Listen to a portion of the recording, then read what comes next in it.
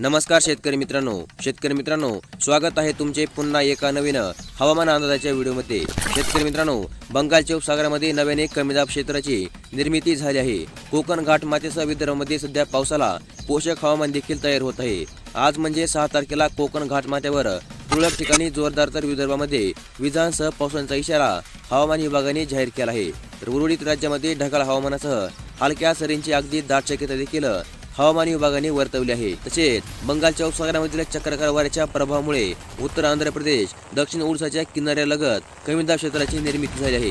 मान्सूनचा आज राजस्थानच्या सूरतगड पासून रोहतक, ओराई, मंडला कमी दाबाचे केंद्र हे पूर्व मध्य बंगालच्या उपसागरापर्यंत सक्रिय झालेले आहे। तसेच पावसाने मागील 2 दिवस उघडी दिल्याने कमाल तापमानामध्ये वाढ होऊ लागली आहे।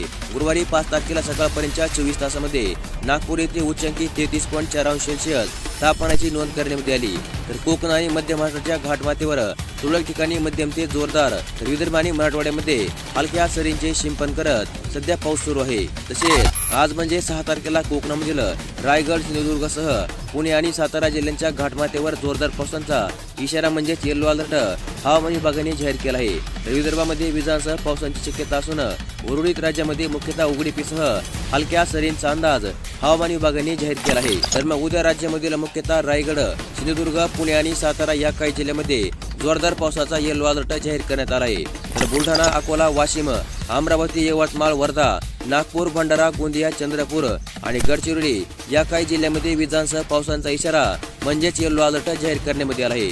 तर मग अशा प्रकारचा पुढील काही दिवसांचा हवामान अंदाज आज आपण या व्हिडिओमध्ये जाणून घेतला आणि अशाच प्रकारच्या हवामान अंदाजाच्या अपडेटसाठी आपल्या चॅनलला सबस्क्राईब करून ठेवा। व्हिडिओ देखील लाईक करा। धन्यवाद।